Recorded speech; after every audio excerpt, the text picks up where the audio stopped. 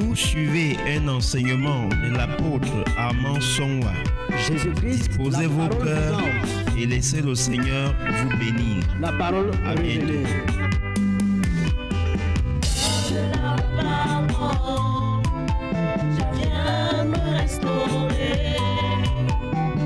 Prepare your heart to listen a teaching from Apostle Armand Songwa. May the Lord bless you.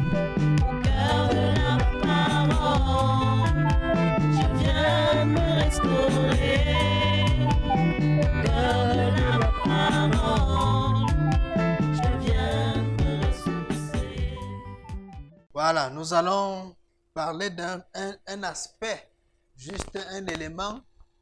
C'est ce que nous avons vu ce matin à l'église. Nous allons prendre un élément là-dessus qui est non négligeable. Et nous allons partager cet élément très important. Vous savez que nous sommes à l'heure actuelle en train de parler du baptême d'eau. Et nous avons déjà dit que le baptême d'eau, on a déjà expliqué. J'ai fait le tome 2 ce matin et vous l'aurez certainement. Donc, ce qui est important de voir là-dedans, juste un élément que je voulais qu'on partage, c'est l'élément du Jourdain. Nous allons un peu voir un détail sur le Jourdain. Donc, nous parlons du Jourdain. Et le Jourdain est très, très, très important. Extrêmement important. Quand nous voulons vraiment bien comprendre les choses du Seigneur. Donc, nous allons voir, on va voir que le plongeon de Naaman, vous savez ce que Dieu a dit à Naaman, ce que Élisée a dit à Naaman, d'aller se laver 7 fois dans les eaux du Jourdain pour devenir pur. Et cela voulait dire, c'était une figure, on va dire, c'était une préfiguration de ce que nous devons vivre aujourd'hui dans le ministère de l'Esprit.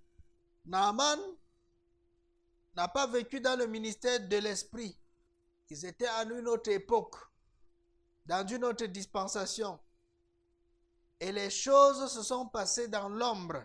Les choses se sont passées par des figures. Et c'était des images puissantes pour expliquer aujourd'hui la marche que nous devons avoir aujourd'hui avec le Seigneur.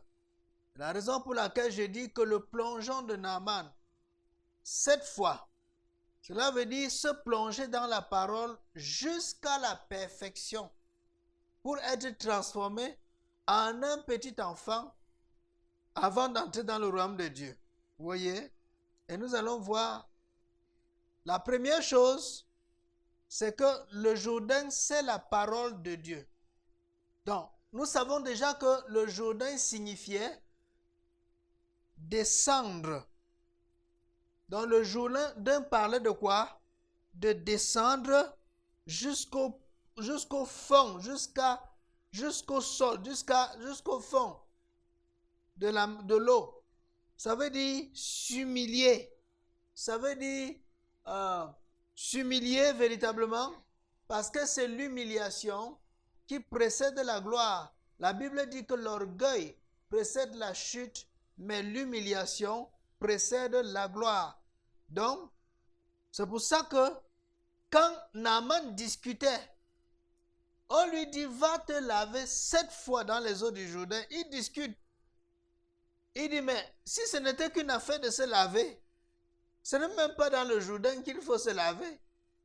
Parce que les coudes de mon pays, l'Abana et le Papa, qui sont plus grands, plus propres, plus corrects, bien traités. Parce que nous sommes dans les pays développés. Comment? Les coups de là-bas sont plus importants. Donc si c'était une affaire d'aller plonger dans l'eau, mais la banane et le papa sont là. Il a oublié que la banane ne signifie pas descendre. Il avait oublié que le papa ne signifie pas descendre. Ça ne signifie pas l'humiliation. Et c'est pour cette raison que Jean-Baptiste, lui, baptisait dans le Jourdain. Parce qu'il fallait que l'idée de s'humilier, de descendre, reste. Vous voyez? Donc, là-bas, il n'avait pas compris ça.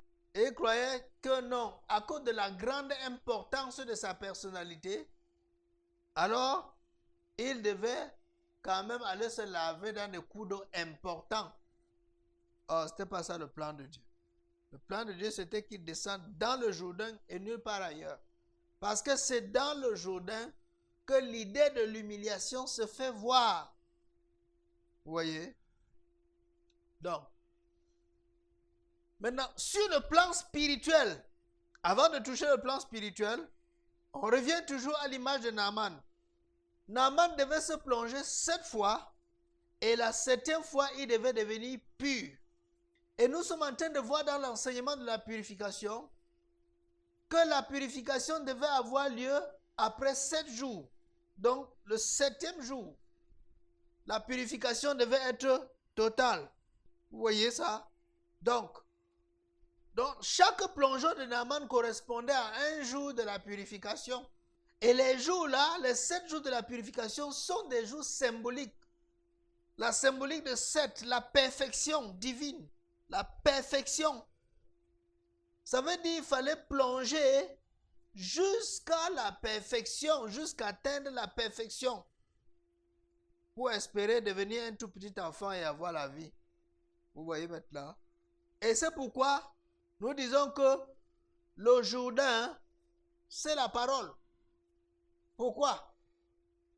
La Bible nous dit, Éphésiens 5, verset 26, afin de la sanctifier, après l'avoir purifiée par l'au-delà, afin de la sanctifier par la parole, après l'avoir purifiée par l'eau de la parole, et afin de faire paraître devant lui cette église glorieuse, sans tache, ni ride, ni rien semblable, mais sainte et irrépréhensible. Donc Dieu veut nous purifier par l'eau de la parole. L'eau de la parole. Autrement dit, si le Jourdain était le cours d'eau dans lequel Naaman devait se plonger à la perfection pour devenir pur, alors la parole de Dieu, c'est cette eau-là dans laquelle nous devons nous plonger à la perfection.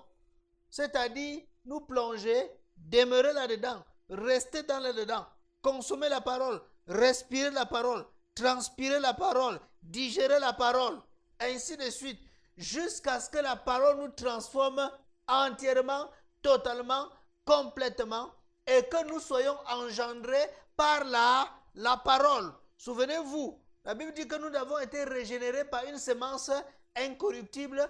Quelle est cette semence incorruptible? La parole de Dieu. Donc, rester dans la parole, digérer la parole, consommer la parole, se laisser transformer par la parole, jusqu'à ce qu'elle nous amène à la perfection. Donc, c'est pourquoi le Jourdain était le symbole de la parole de Dieu. Vous voyez?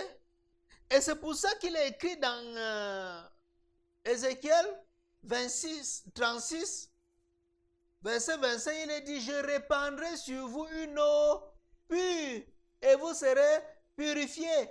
Quelle est cette eau? L'eau de la parole. Donc, vous voyez la similitude.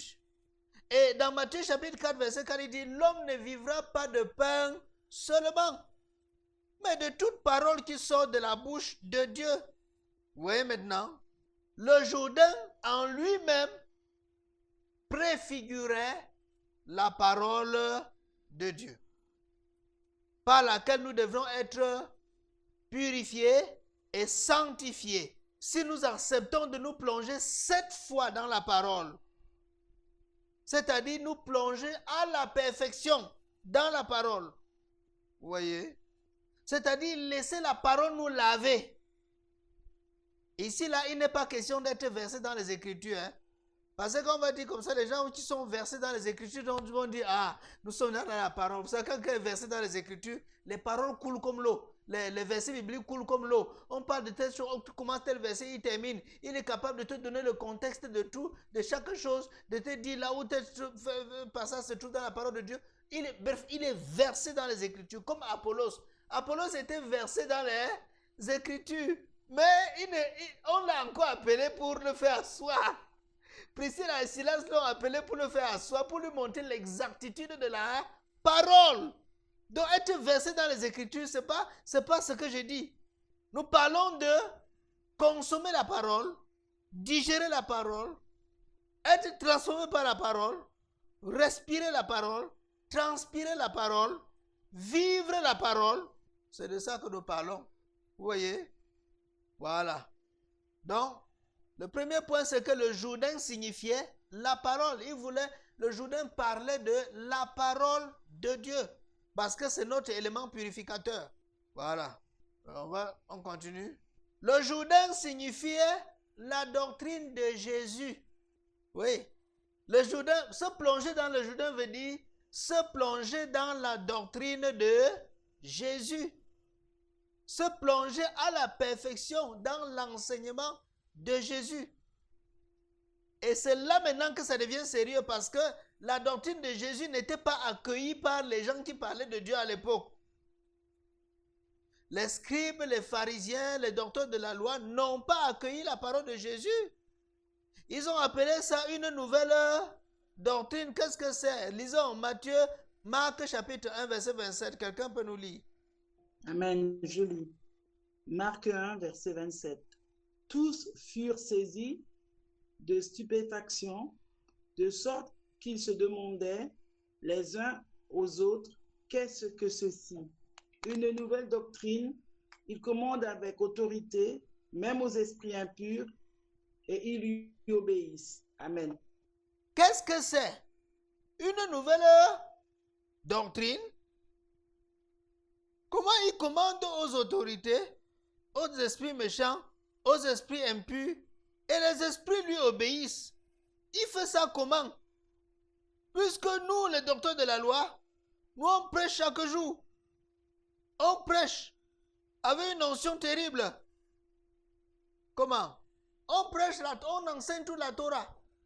Mais dans notre ministère, on ne voit pas les démons. On ne voit même pas l'onction, on ne voit pas les gens tomber, on ne voit pas les démons tomber. Qu'est-ce que lui dont il vient avec? C'est un nouveau enseignement. Vous voyez les gens qui enseignaient la parole de Dieu à l'époque. Et ce sont les scribes, les pharisiens, dont sans doute Nicodème était parmi eux. Et ils voyaient ça comme étant la nouvelle doctrine. Voilà les gens qui enseignaient la parole de Dieu, les scribes, les pharisiens, quand maintenant la parole elle-même, elle est devant eux. Et la parole commence à se manifester. Quand la parole prend vie, elle s'incarne dans la chair, prend vie, et elle commence à se manifester. Ils appellent ça une nouvelle doctrine. Or, qu'est-ce qui doit nous laver et nous purifier? L'enseignement des pharisiens ou l'enseignement de Jésus? C'est bel et bien l'enseignement de Jésus. Or, qu'est-ce qui avait purifié Naaman le païen? C'était le Jourdain. Donc, le Jourdain était une préfiguration de la doctrine de Jésus. On va encore voir Actes chapitre 9, verset 2. Actes chapitre 9, verset 2. Et lui demanda des lettres pour les synagogues de Damas, afin que, s'il trouvait des partisans de la nouvelle doctrine, hommes ou femmes, il les amena liés à Jérusalem. Avant qu'il trouvait les partisans de quoi là? Les partisans de la nouvelle doctrine. Regardez comment la doctrine du Seigneur. On appelait ça la nouvelle doctrine. Voilà Paul en train de lui-même de traquer les partisans de la nouvelle doctrine. Il ne sait pas, à l'heure actuelle-ci, il ne sait pas que lui-même va glisser, va entrer dans la nouvelle, qu'il va laisser l'enseignement des pharisiens pour se faire purifier dans la nouvelle doctrine. Regardez ce qui se passe. Regardez, le voilà qui traque, le voilà qui torture, le voilà qui persécute les partisans de ce qu'eux ils appellent dans le pharisaïsme la nouvelle doctrine. Regardons, quand Dieu va l'attraper sur le chemin de Damas, Jésus va le saisir là-bas. Et après ça, il va dire, Seigneur Jésus, qui es-tu? Jésus va dire, je suis Jésus que tu persécutes. Il dit, que veux-tu que je fasse, Seigneur? Jésus lui dit, entre dans la ville et on va te dire ce que tu dois faire pour être sauvé. Entre dans la ville et on te dira ce que tu vas faire. Et quand il entre dans la ville, on lui envoie Ananias. Qu'est-ce qu'Ananias va lui dire? Acte 22, verset 16. Lisez. Regardez ce qu'Ananias va lui dire. Acte 22, 16. Et maintenant, que tardes-tu? Lève-toi, sois baptisé et lavé de tes péchés en invoquant le nom du Seigneur. Voilà. Vous voyez ce qu'on dit à Naaman? Maintenant, tu perds encore le temps. Pourquoi? Sors du pharisaïsme rapidement. Lève-toi, sois baptisé et lavé de tes péchés. Laver, le lavage. Or, Naaman devait faire comment? Se laver. Il devait se laver dans le Jourdain 7 fois. Et pour devenir pur. Maintenant, on dit, lève-toi et sois baptisé et lavé. La précision de laver là, c'était important pour nous faire comprendre que le baptême dont il est question, ce n'est pas le plongeon seulement, mais c'est la symbolique du véritable lavage, du bain spirituel. C'est la symbolique du bain spirituel. Et il devait se laver donc dans quoi? Dans la parole. On se lave dans la parole. Bien sûr qu'il avait été baptisé physiquement, plongé dans l'eau. Mais c'était la symbolique du fait de se plonger à la perfection dans la parole de Dieu. Ouais, donc, à partir de ce moment, il est devenu partisan de la nouvelle doctrine. C'est pourquoi quand on annonce maintenant, on dit que non. Au Antioche, on dit non. Celui qui annonce, qui nous persécute là maintenant, il est devenu chrétien, on dit non, on ne peut pas croire. C'est comme ça, vous faites les pièges comme ça pour qu'il arrête les gens. Il est nous finir avec. Non, on dit non, il est devenu partisan de la nouvelle doctrine, lui-même il a changé, on ne comprenait rien. Dieu l'avait saisi sur le chemin de Damas. Dieu l'avait touché. Maintenant, regardez-le dans Acte chapitre 17, verset 19. Acte 17, 19. Acte 17, 19, il est écrit, alors ils le prirent et le menèrent à l'aréopage en disant, pourrions-nous savoir quelle est cette nouvelle doctrine que tu enseignes? Amen. On prend maintenant qui pour l'amener à l'aréopage? C'est Paul qui persécutait les partisans de la nouvelle doctrine. Il a persécuté jusqu'à finalement lui-même il est entré dans la nouvelle doctrine. Il a été saisi par Dieu. Il a été lavé, baptisé et lavé. Donc il s'est baigné dans la nouvelle doctrine. Et aujourd'hui, le voici. Qu'on le prend aussi, on l'arrête, on le met à l'aéropage et on lui pose des questions. Est-ce que nous pouvons bien comprendre ce que tu enseignes dans ta nouvelle doctrine? Donc voilà Paul maintenant qui doit aussi commencer à répandre l'eau pure sur les gens qui lui posent des questions pour qu'eux aussi soient lavés et comment? Purifiés. Donc le Jourdain, c'était aussi le symbole de la doctrine de Jésus, de l'enseignement de Jésus-Christ. Voilà le symbole, la symbolique du Jourdain. Vous voyez? Et comme le Jourdain signifie descendre, dans la parole de Dieu, on fait comment? On s'humilie, on descend. Personne ne peut recevoir le véritable enseignement de Jésus-Christ et rester orgueilleux. Personne. Personne. Si vous vous enorgueillissez, c'est pas l'enseignement de Jésus que vous avez reçu. Regardez même Paul, quand il est allé jusqu'au 3e ciel, il a reçu des paroles et des fables. Il a reçu des paroles terribles pour qu'il ne s'enorgueillisse pas. On a fait comment? On a mis les charnes pour l'empêcher de s'enorgueillir. Parce que Jésus est doux et humble de cœur. Et tous ses serviteurs qui le servent en esprit en vérité sont doux et humbles de cœur. Si vous trouvez un serviteur orgueilleux, sachez qu'il n'est pas lavé dans la doctrine de Jésus. Voilà le trait de discernement. Vous voyez les gens verser dans l'orgueil, vivre dans l'orgueil, être orgueilleux. Il fait un miracle, il opère un petit miracle par la grâce de Dieu, il devient lui-même Jésus directement. Il devient le pape. Son cœur gonfle, son cœur, les épaules montent et traversent la tête. Il commence à se donner les titres. Il commence à te prendre les sobriquets, les titres, pour montrer qu'il est puissant jusqu'il n'y a pas moyen. Que Dieu lui a donné ça, il a tourné le dos. Si vous voyez quelqu'un comme celui-là, comprenez très clairement qu'il n'est pas encore lavé dans les eaux du Jourdain. Il n'a pas encore connu la véritable doctrine du Seigneur. La vraie doctrine du Seigneur humilie. Parmi les apôtres, vous n'allez pas trouver ceux qui étaient orgueilleux. Tous ceux qui étaient orgueilleux étaient... La Bible dit que Dieu fait comment? Il résiste aux orgueilleux. Mais il fait grâce à ceux qui sont comment? Humbles. Ceux qui sont descendus dans les eaux du Jourdain. Quand tu descends dans les eaux du Jourdain, tu deviens humble. Dites-moi, quand Naaman descendait dans les eaux du Jourdain, le premier plongeon, deuxième jusqu'au septième là, il était encore rempli d'orgueil. Il n'a pas enlevé les galons pour mettre là-haut. Il a enlevé les galons, il a enlevé tout, il était dépassé, il a vu que en rentrant, comme ça, la lèpre restait toujours sur lui. Qu'est-ce qu'il faut faire? Puisque le problème, c'est se débarrasser de la lèpre, c'est-à-dire être purifié. Et comme lui voulait être purifié, il était contraint de descendre, de s'humilier, enlever les galons et descendre.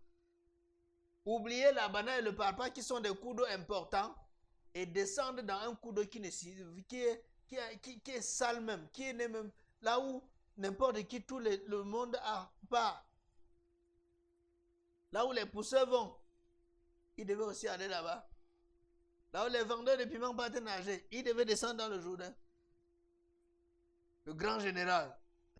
Vous voyez? Comprenez pourquoi Jésus lui-même, qui est la parole, s'est humilié et les amis de Jésus étaient les gens de mauvaise vie. Comprenez pourquoi il s'humiliait, il descendait au milieu d'eux. C'était pour les laver, pour les purifier. C'était des gens de mauvaise vie. Il est parti manger ses hachets. Les Juifs ont parlé de ça beaucoup. Il entrait ses hachets. S'ils savaient que l'homme était un homme de mauvaise vie, s'ils savaient que c'était un publicain, regardez Jésus avec la femme qui est venue là pleurer et laver les pieds de Jésus avec le parfum, la prostituée là. On a dit, oh, s'il savait que la femme là est une femme de mauvaise vie, si cet homme était vraiment un prophète, il aurait su que cette femme c'est une prostituée. Il aurait su. Vous voyez? Jésus a accueilli les gens mauvais. Il ne les a pas condamnés. Regardez son attitude avec la femme samaritaine. Son objectif c'était de les laver par la saine doctrine, de les laver par sa doctrine et non pas de les juger et de les condamner. Là où on utilise la parole pour condamner les gens, pour les condamner, ce n'est plus là la parole de Jésus. C'est la preuve que la personne qui utilise cette parole pour condamner n'est pas encore descendue dans les eaux du Jourdain. Vous voyez? Ça veut dire qu'il n'est pas encore baptisé de la parole. Voilà. Nous continuons. Troisième chose. Le Jourdain signifie l'évangile. Il y a une réaction? Oui, Yannick. Apôtre, je m'excuse de vous interrompre. Vous êtes en train de parler d'un domaine de... C'est pour ça que je reprends une question qui me taraude l'esprit. Mais j'aimerais bien vraiment que vous me détailliez ça. Face à l'enseignement que je suis en train de recevoir actuellement, un dilemme se pose devant moi. Quand je sors, par exemple, évangéliser, ou alors quand je rencontre les autres, j'ai ce petit regard-là,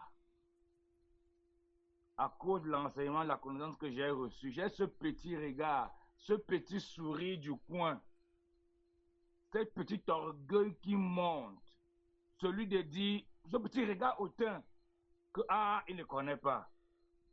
Heureusement que moi au moins je suis sur le chemin de la vérité. Je ne le dis pas, je ne l'exprime pas de manière audible, mais au fond de moi, je ressens ça. Au fond de moi, je ressens ce petit orgueil qui me dit, ah, je t'ai fait grâce. Tu colles l'enseignement sur l'adoption, tu colles l'enseignement sur la sainte doctrine, sur le dépouillement. Maintenant, comment tuer ça? Ce n'est pas, il va dire quoi? Ce n'est pas dominant. Ce n'est pas même volontaire. Mais de manière inconsciente, involontaire, j'ai ce petit sourire au coin de mes lèvres. J'ai ce petit regard là, qui est toujours de temps en temps là, à cause que je connais et que d'autres ne connaissent pas.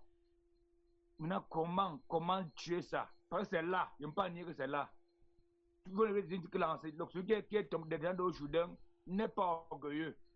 Mais moi, je sens au fond de moi, je sens ce petit coin-là qui brille, ce petit sourire du coin. Je ne ris pas, mais au fond, au bout de mes lèvres, au coin, il y a ce petit mot-là. Maintenant, comment sortir de là? D'accord, c'est une très bonne question. C'est le piège de la connaissance. L'apôtre Paul avait dit, la connaissance fait comment? Elle enfle. La connaissance enfle. Mais je vais vous dire la vérité que je ressens en moi. C'est que cet enseignement me fait plutôt avoir peur et pleurer sur mon sort. Donc, c'est plutôt le piège. C'est un piège de l'ennemi. Cette petite sémence-là. Comment la tuer? La tuer, c'est très simple. Et avant ce soir, elle sera déjà morte. C'est que celui qui reçoit l'enseignement ou celui qui a la connaissance sur l'enseignement n'est pas du tout différent de celui qui n'a pas encore l'enseignement. Les deux sont tous, pour l'instant, en enfer. Les deux pieds en enfer. Voilà la délivrance. C'est-à-dire quoi? Tant que la connaissance ne m'a pas engendré, tant que la connaissance ne m'a pas renouvelé, tant que la connaissance n'a pas encore formé Christ en moi dans la perfection, tant que la connaissance ne m'a pas encore totalement transformé à l'image et à la ressemblance de Dieu, je suis encore perdu malgré ma connaissance. C'est pour ça que Jésus a dit à ses apôtres, vous êtes heureux, vous qui saviez ces choses, pourvu que vous les mettiez en pratique. Pourvu. N'oubliez pas le pourvu là. Pourvu. Ce qui nous sauve, ce n'est pas la connaissance. La vie éternelle, c'est qu'ils te connaissent, toi, le seul vrai Dieu, et celui que tu as envoyé, Jésus-Christ. Oui. Mais la connaissance n'est que le début du processus. Parce que Dieu ne fait rien sans nous donner la connaissance. Donc, la connaissance doit nous montrer la vérité de notre propre situation, de notre propre cas. Ah, je suis perdu. Ah, je ne suis pas encore dans le royaume. Ah, je prêche aux gens. Ils peuvent saisir cette parole, mettre en pratique et entrer dans le royaume avant moi. Vous connaissez combien de fois ce sera humiliant que les brebis entrent dans le royaume avant le pasteur? C'est-à-dire que sur la brebis suit et pleure. Seigneur, je suis naître de nouveau. Seigneur, donc je ne suis pas encore. La brebis pleure, elle pleure. Pendant ce temps, le pasteur est là, il est content que j'ai la connaissance. Et pendant que la brebis pleure, paf!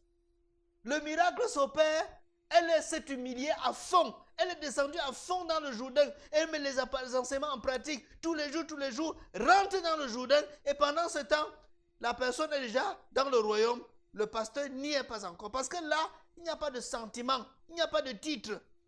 Il n'y a pas de titre que Seigneur, tu sais que c'est moi qui ai enseigné. Donc fais-moi vite d'entrer avant les autres. Non, on n'entre pas comme ça. Donc, si maintenant là, on est au milieu et du coutement, une brebis, on se rend compte que c'est une brebis qui a été la première à naître de nouveau.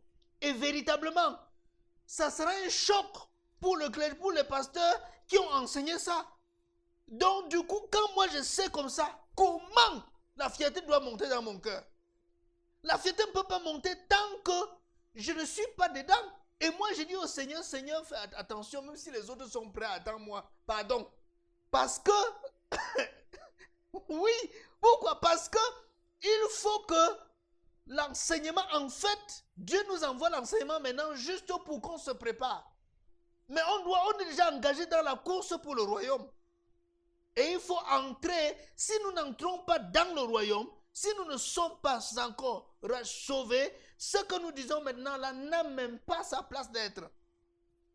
Parce que nous avons vu dans la parole, et nous l'avons encore vu ce matin, que c'est celui qui est pur, qui a le droit de purifier les autres. C'est écrit dans Nombre 19. C'est celui qui est pur qui devait répandre l'eau de purification sur ceux qui sont souillés. Or, Dieu nous a envoyé la parole, pas maintenant pour que nous puissions, c'est pas moi, être différents des autres, mais il a envoyé la parole pour qu'on se prépare vite et qu'on soit adopté avant que le ministère commence. Il n'a pas commencé. Le ministère n'a pas encore commencé. Et la sœur Chanceline, voilà la question qu'elle pose. J'avais déjà répondu, elle dit maintenant, que faire maintenant de l'évangélisation? Je vous avais dit que j'ai été choqué par ça. À tel point que je ne sais pas quoi, je vais aller évangéliser aux gens. J'ai été choqué, je me suis arrêté, j'ai dit non Seigneur, mais attention, je suis où? Je suis là, je tombe dans le rue, oh, repentez, je suis où? Moi-même, je suis où? Je suis exactement dans la même position que lui. Attention, il faut que je me sauve d'abord. D'abord. Lorsque je vais rentrer dans le royaume et que je suis là, alors je suis qualifié maintenant pour purifier les autres. Et vous pouvez maintenant constater vous-même comme moi que l'évangélisation, si vous êtes zélé pour le faire, allez le faire, je ne refuse pas. Mais où est le fruit de ça depuis des années? Où est le fruit? Vous voyez? Où est le fruit véritable? À l'envergure qu'il faut. Pourquoi? Parce qu'un impur ne peut pas purifier un impur. Mais Dieu était dans ce que nous on faisait parce qu'en même temps on interpellait les gens. On sensibilisait les gens. On répandait la doctrine du Seigneur. Ça c'était normal. Donc, vous voyez que tant que nous ne sommes pas rentrés dans le royaume, vraiment, pour moi, mon cas jusqu'à présent, je ne suis pas tranquille, je ne suis pas fier. Tant que Dieu ne m'a pas sauvé, que je sais que je suis dans le royaume, que maintenant là, je suis épargné de la mort éternelle. Oh, je ne peux jamais être content. Donc, et dans ce cas, je suis dans la même situation avec tous ceux à qui je parle de l'évangile. Maintenant, nous en parlons dans la foi qu'on va vite arriver. Parce que si nous devons frayer le chemin aux gens, on doit d'abord connaître le chemin avant de le frayer. Oui, je crois qu'avant ça, Yannick a d'abord levé encore la main. Je disais que pour l'évangélisation, on fait le viens et vois avec Nathanaël. Exactement. Viens et vois. Exactement. Voilà donc, c'est le genre d'évangélisation que nous faisons maintenant. C'est ça, le viens et vois, c'est-à-dire viens, et tu sais que les Nathanaël avec les pieds ont tous été sanctifiés ensemble, alors que ce sont eux qui sont allés évangéliser les Nathanaël. Voilà donc le travail que nous faisons maintenant. Donc c'est pour qu'ensemble, ceux qui vont entrer dans la préparation entrent ensemble. C'est ça le travail que nous faisons maintenant. Voilà, tu as très bien compris. Daniel, quand je veux poser une question, si ton pasteur n'est pas encore purifié de ses péchés, c'est-à-dire ôté de son péché, lorsqu'il enseigne, est-ce que cet enseignement peut nous convertir à Christ? Je crois que s'il m'avait bien compris, s'il a bien compris ce que je disais tout à l'heure, il ne devait plus poser la question. Pourquoi? Parce que Dieu doit toujours commencer quelque part. Il prend un noyau. Il prend un noyau. Et regardez pourquoi tous les disciples ne sont pas venus le même jour. Vrai ou faux? C'est ce que Yannick vient de soulever ici. Tous les disciples ne sont pas tous venus le même jour. Il y a d'abord les disciples de Jean qui ont vu Jésus au baptême et qui ont suivi Jésus. Après, il y a eu maintenant les Pierre et les autres. Après, certains sont allés appeler d'autres. Comme Nathanaël, on est allé l'appeler. On est allé appeler aussi beaucoup d'autres personnes. Mais la vérité, c'est que tous ceux-là étaient dans le même groupe, mais ne sont pas tous venus au même moment. Il y en a donc qui devaient appeler les autres pour qu'eux tous viennent être sanctifiés ensemble. Qu'ils viennent poursuivre le lavage ensemble. Et le jour de la Pentecôte, on les voit tous ensemble, prêts pour être utilisés par le Seigneur. Vous voyez maintenant? Donc, ils n'ont pas appelé les autres pour qu'ils viennent être convertis dans pour qu'ils viennent entrer dans le royaume directement, mais ils les ont appelés pour qu'ils viennent écouter l'enseignement de la préparation, l'adoption. C'est pourquoi maintenant, ce que nous faisons, nous parlons pour que tous ceux qui doivent être dans l'adoption entrent dans le processus et ensemble qu'on évolue dans l'adoption. Et que nous sommes adoptés tous ensemble. Et quand on sera adopté, la mission va commencer. On est d'accord maintenant? Je crois qu'il m'a compris. Bon, j'ai eu maintenant. Oui, papa, j'aimerais savoir. Est-ce que c'est pour ça que Jésus a dit, c'est une des raisons pour lesquelles Jésus a dit aux apôtres que ne partez pas encore, ne vous dispersez pas encore, attendez à Jésus jusqu'à ce que vous recevez le Saint-Esprit avant de commencer l'œuvre? Bien sûr, c'est exactement ce que nous sommes en train de dire. Parce que vous voyez, j'ai fait le schéma. Oui, j'ai enseigné ça. Je vous ai montré le tableau. Au niveau du pavé intérieur, c'était la mort en soi. Le baptême en la mort. Et au niveau du lieu saint, c'était le baptême dans la parole. Et c'était pour la naissance d'eau. Et maintenant, au niveau du lieu très saint, c'était le baptême dans le Saint-Esprit pour la naissance en esprit, c'est-à-dire la nouvelle naissance. Donc, c'est quand on entre dans la plénitude, dans le baptême du Saint-Esprit, parce que le baptême du Saint-Esprit s'opère à la nouvelle naissance. Il s'opère à la nouvelle naissance. Donc, c'est pour ça que Jésus leur a dit, ne partez pas encore, attendez. C'est pour ça que ce que nous faisons maintenant là, Dieu ne nous relâche pas encore dans le corps de Christ. Dieu ne nous relâche pas encore, c'est pas moi, partout dans le monde entier. Parce que nous sommes comme à la chambre haute, dans la préparation. Et pendant que nous sommes dans la préparation, nous invitons aussi tous les autres, nous partageons ça pour que ceux qui doivent se sanctifier avec nous viennent se sanctifier avec nous. Si nous sommes arrivés à la première heure, n'oublions pas qu'il y a les ouvriers de la 11e heure. Mais tous reçoivent le même salaire. Quel est le salaire? La nouvelle naissance. Mais ils ne sont pas tous venus au même moment. C'est clair maintenant? C'est très clair, papa. C'est clair maintenant, c'est clair. C'est limpide. Voilà. Oui, c'est limpide, limpide. Voilà. Maintenant, nous continuons avec le partage. Vous voyez, les derniers sont les premiers. Bon, on dit plusieurs, parce que ce n'est pas tout le monde. Il y a quand même les premiers qui seront premiers. Hein? Il y a quand même les premiers qui seront aussi premiers. La troisième chose, le Jourdain signifie l'évangile. Voilà. 2 Corinthiens 4, verset 3 à 4, nous dit quoi? Si notre évangile est encore voilé, il est voilé pour ceux qui périssent, pour les incrédules dont le Dieu de ce siècle a aveuglé l'intelligence, afin qu'ils ne voient pas briller la splendeur de l'évangile de Jésus-Christ à la gloire de Dieu le Père.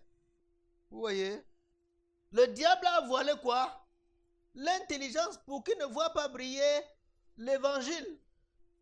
C'est le voile là qui a été jeté sur le cœur de Naaman pour qu'il voit, il simplifie et il méprise le Jourdain. Il voit que le Jourdain là, ça c'est rien, ça c'est rien. Le vrai coup d'eau sont là, Labana et le papa. La pierre angulaire qu'ont rejeté ceux qui bâtissaient est devenue la principale de l'angle. Quelle est cette pierre angulaire? L'évangile, l'enseignement de Jésus, la doctrine, la parole. dans laquelle il faut se plonger. Il faut se plonger dans l'évangile à la perfection. Et il faut se plonger à la perfection. Vous voyez que tant que nous ne sommes pas arrivés à la perfection, nous n'avons pas le droit de nous enorgueillir. Et quand on sera même arrivé à la perfection aura effacé l'orgueil.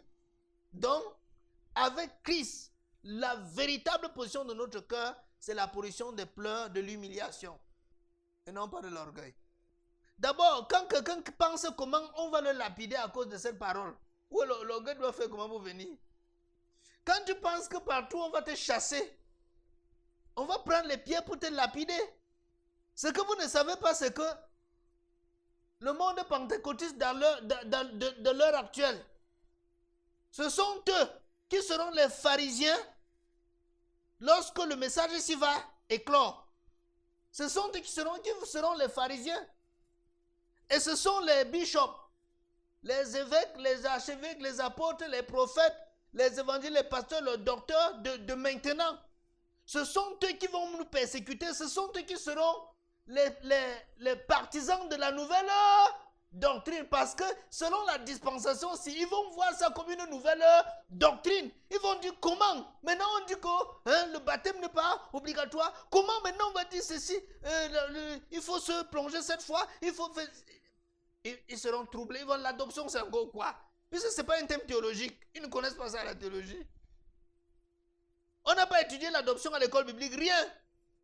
Donc du coup, ils vont se lever parce que cet enseignement tire sur les choses qu'ils font. Pour être honnête, quand quelqu'un suit cet enseignement, il se rend compte par lui-même que là où il est perdu. Il n'est rien. Et quand cet enseignement va les condamner, commencer à juger les ténèbres qui sont en eux. Ceux qui sont des ténèbres vont directement se ranger du côté des ténèbres et ils vont prendre les armes pour nous persécuter. Donc, quand moi je pense comme ça, quand on vous réveille tous les jours qu'on veut déjà me tuer, le diable veut même ma mort, que le diable cherche déjà à m'éliminer même physiquement. Le Seigneur révèle aux autres le poison qu'on va me donner. Les gens révèlent qu'on va me persécuter, on va faire ceci. D'où elle vient? L'orgueil va venir d'où? Quand c'est que là où je suis ma vie en danger à tout moment, je veux faire comment pour que l'orgueil entre? Je ne vois même pas par où ça va passer. Dans la position de mon cœur, quand je sais déjà que là où je suis candidat pour la mort, qu'on va me tuer, que ceux que je vais appeler mes frères seront les premiers à me torturer. Vous voyez? Quand quelqu'un sait qu'on va le torturer là, il est orgueilleux. Non, il est plutôt en position de faiblesse et d'humiliation. Il s'en remet au Seigneur. Il pleure, Seigneur, que le jour où ça va arriver, sauve mon âme. Le jour où ça va arriver, Seigneur, et ne permets pas que quelque chose me fasse rater, que je souffre comme ça. On me lapide pour que j'aille en enfer. Ne permets aucun grain de mes péchés de me salir. Voilà la position. Et là, l'orgueil meurt seul. Ça meurt seul. Donc ne cède pas à ce piège-là. Alors, nous continuons. 2 Corinthiens, on était dans 2 Corinthiens 4, versets 3 à 4. On a vu que c'était quoi? L'évangile. L'évangile dans lequel nous devons être sauvés. Si vous vous souvenez de ce que l'apôtre Paul a dit dans 1 Corinthiens 15, verset 1. Hein? 1 Corinthiens 15, verset 1. Il faut un peu lire. 1 Corinthiens 15, 1. Je vous rappelle, frères, l'évangile que je vous ai annoncé, que vous avez reçu, oui, dans lequel vous avez persévéré, oui, et par lequel vous êtes sauvés, si vous le retenez tel que je vous l'ai annoncé, autrement, vous aurez cru en vain. Voilà. Ouais, les précisions que l'apôtre met ne sont pas des précisions anodines. L'évangile que moi je vous ai prêché, que vous avez reçu, dans lequel vous avez persévéré, et par lequel vous serez sauvés, à condition, si vous le retenez, tel que je vous l'ai annoncé. Autrement, vous auriez couru en vain.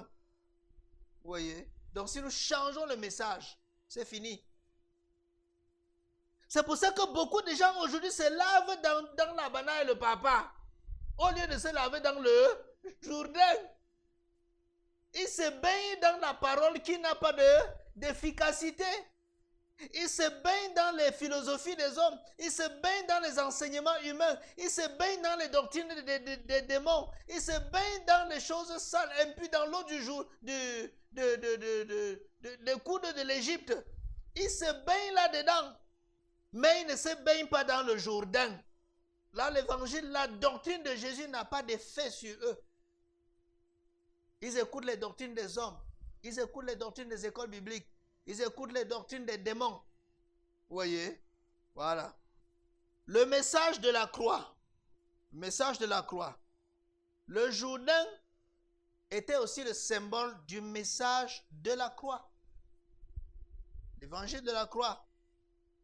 Et comme on disait, l'évangile de la croix, c'est quoi? Une folie. 1 Corinthiens 17. Pardon. 1 Corinthiens 1, 17 à 25. 1 Corinthiens chapitre 1, à partir de son verset 17, il est écrit: ce n'est pas pour baptiser que Christ m'a envoyé, c'est pour annoncer l'évangile, et cela sans la sagesse du langage, afin que la croix de Christ ne soit pas rendue vaine, car la prédication de la croix est une folie pour ceux qui périssent. Mais nous qui sommes sauvés, elle est une puissance de Dieu. Jusqu'à 25. Aussi est-il écrit: je détruirai la sagesse des sages et j'anéantirai l'intelligence des intelligents. Où est le sage? Où est le scribe? Où est le disputeur de ce siècle? Dieu n'a-t-il pas convaincu de folie la sagesse du monde?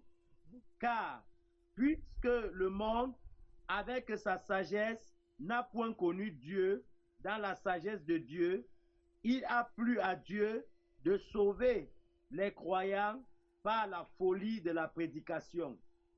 Les Juifs demandent des miracles et les Grecs cherchent la sagesse. Nous prêchons Christ crucifié.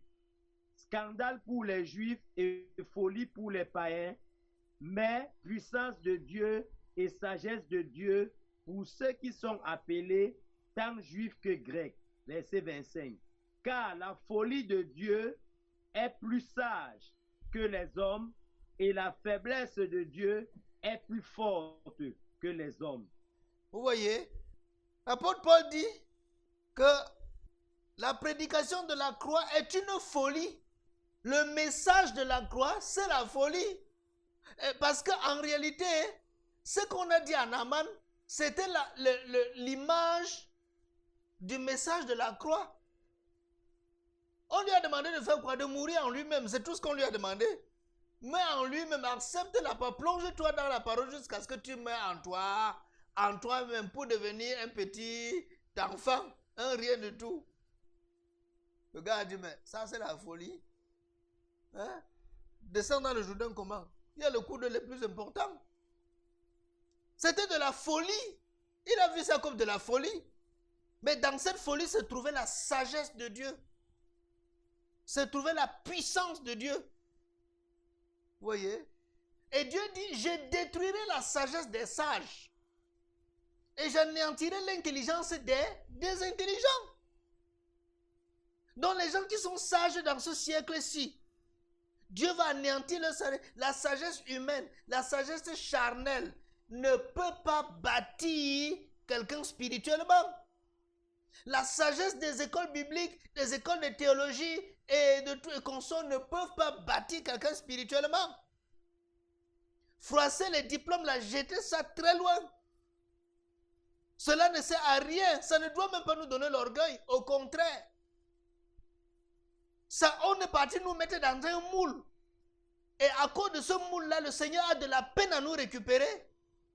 Parce qu'on a été abrutis. On a été formés d'une certaine manière pour voir d'une certaine manière, pour analyser les choses d'une certaine manière.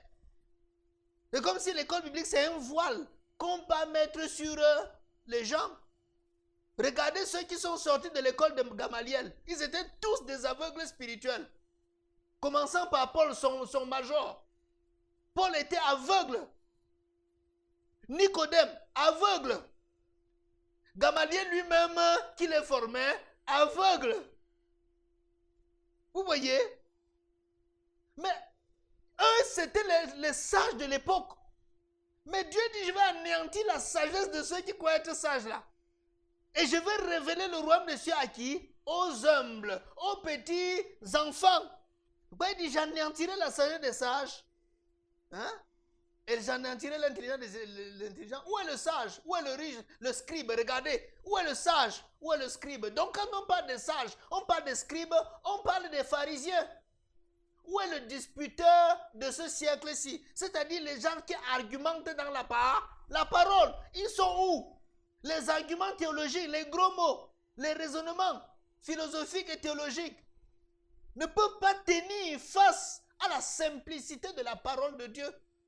C'est pour ça que quand on a annoncé à Nicodème la nouvelle naissance, il était perdu. Il a fouillé dans les thèmes théologiques, il n'a pas trouvé une nouvelle naissance. Vous voyez? Il a fouillé dans tout son bagage théologique, il n'a pas vu la définition du verbe devenir. Dieu a utilisé les choses simples pour confondre la sagesse des sages. Hein? Il dit qu'à plusieurs, puisque le monde avec sa sagesse n'a point connu Dieu dans la sagesse de Dieu, il a plu à Dieu de sauver les croyants par la folie de la prédication. La folie de la prédication. La folie. Soulignez la folie de la prédication. Le message de la croix est une folie. C'est pourquoi Naaman trouvait qu'on est fou. De lui dire de laisser la banane et le papa pour se laver dans le Jourdain. Les Juifs demandent des miracles. Mais les Grecs demandent quoi? La sagesse. Mais nous prêchons quoi? Qui? Jésus-Christ crucifié. Scandale pour les Juifs. Un scandale que vous enseignez, vous dites à un Juif qui attend le Messie que le Messie là, avant de le sauver, doit d'abord mourir. Ça, c'est un scandale. Parce que tu ne peux pas attendre un sauveur. On te dit que ton sauveur doit d'abord mourir jusqu'à ressusciter. Et si entre-temps il meurt là, il ne ressuscite pas, tu es fait comment? N'est-ce pas, tu es fini? Donc le Juif prend ça comme de la folie. Ne me dites pas que mon sauveur meurt d'abord avant de me sauver. Ça, c'est me rendre fou bête. C'est de la folie. Pardon, pas de la folie, c'est un scandale. Scandale pour les Juifs et folie pour les Grecs, les païens. Quand tu dis à un païen que le sauveur doit d'abord mourir, mais ça veut dire que tu es fou, tu ne comprends même pas ce que toi-même tu dis. Voyez? Comprenez pourquoi quand Jésus a annoncé sa mort, Pierre l'a pris à part pour lui dire, qu'est-ce que tu dis ça? À Dieu ne plaît, cela ne t'arrivera pas. Que tu dis quoi? Nous, on a mis toute notre confiance en toi. On sait que tu as les paroles de la vie éternelle. Tu es venu pour nous sauver. On a discerné que tu es loin de Dieu, le Messie qui est venu. Toi, tu nous dis que tu vas mourir. Ça veut dire quoi? Ne dis plus les choses comme ça. Hein? Il a blâmé Jésus. Parce que ce que Jésus disait là, c'était un scandale. Lui, les Juifs, c'était un scandale pour lui. Il ne comprenait pas la sagesse de Dieu. La sagesse de Dieu demande qu'on meure d'abord. Aïe, aïe. Voilà. Il dit, mais la puissance de Dieu et sagesse de Dieu pour ceux qui sont appelés, tant juifs que grecs. Donc le message de la croix, c'est la sagesse de Dieu et la puissance de Dieu pour le salut de tous ceux qui sont appelés. Car la folie de Dieu est plus sage que les hommes et la faiblesse de Dieu est plus forte que les hommes. Vous voyez? Donc, voilà un peu les petits éléments que je voulais qu'on voit ce soir sur le message que cachait le Jourdain. La signification spirituelle du Jourdain. Le Jourdain, c'est l'évangile. Le Jourdain, c'est le message de la croix. Le Jourdain, c'est tout ce que nous venons de voir. C'est tout ce que nous venons de dire, la parole de Dieu, la doctrine de Jésus. Hein? Allez, ajoutez tout ce que vous voulez, la saine doctrine, ajoutez tout ça. C'est ça le Jourdain. C'est ça le Jourdain qui nous introduit où? À Canaan, à la nouvelle naissance, à la terre promise, là où maintenant on peut vivre une vie chrétienne prospère. Une vie chrétienne bénie par la grâce de Dieu. Voilà. Donc, celui qui passe par le Jourdain ne peut pas s'enorgueillir. Le Jourdain signifie descendre, s'humilier, se coucher au sol. Dieu résiste aux orgueilleux, mais il fait grâce à ceux qui sont humbles, à ceux qui sont comme les petits enfants. C'est pourquoi n'allez pas apporter ça aux gens comme une grande connaissance. C'est que vous êtes tombé dans le piège. Apportez ça aux gens dans les pleurs, les supplications, dans les pleurs que mon frère, vous êtes où aujourd'hui? Vous êtes où? Nous sommes perdus. Voici ce que le Seigneur dit. Croyez à ça pour être sauvé. Si vous ne croyez pas à ça, c'est mauvais. Présentez ce message aux gens comme le signal de danger. Mon frère, tu es en train de t'égarer, tu es en train de te perdre. Voici la vérité. Voici le message.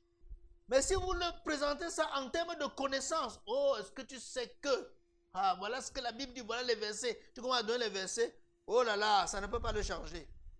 Et là, c'est que toi-même, dans cet esprit-là, tu as besoin de la délivrance. Donc, nous sommes dans la situation où nous devons humilier nos cœurs, pleurer devant le Seigneur. Parce que quand le prix à payer de ce message va commencer à venir, voici, on sera même encore fiers de prêcher. C'est-à-dire, pendant que tu es en train de dire que le processus de l'adoption, tu entends une soufflée. Tu entends comment on te fait une raclée. Tu descends au sol comme un sang de Macabo. Voilà. Est-ce qu'en ce moment-là, il y aura encore l'orgueil? Non. Donc, Dieu veut nous briser, nous nettoyer, nous purifier totalement. Ce n'est pas le temps de relâcher ce message, c'est le temps plutôt d'être transformé par le message, de s'investir du message, d'entrer dans le message, de plonger jusqu'à 7 fois pour que nous soyons lavés et purifiés. Que nous soyons lavés et purifiés jusqu'à 7 fois. Peut-être quelqu'un est déjà à la 3e fois, qui sait? Peut-être quelqu'un d'autre, peut-être certains sont à 5 fois, qui sait? Peut-être d'autres sont encore 1 fois. Peut-être d'autres m'écoutent là même, ils n'ont même pas encore fait le premier plongeon. Ils écoutent, mais dans leur cœur, est-ce que l'affaire n'a pas été vraie? Ils raisonnent. Ils disent, Amen, gloire à Dieu, ça c'est merveilleux. Mais quand il les replie en lui-même, il dit vraiment, est-ce que c'est vraiment ça? C'est dur, hein? C'est dur. Est-ce que c'est vraiment ça? Est-ce que, vous voyez, c'est possible qu'il y ait des gens comme ça qui pensent à ça. Pour dire la vérité, moi je sais que tous qui m'écoutez là, beaucoup écoutent ça seulement avec une oreille.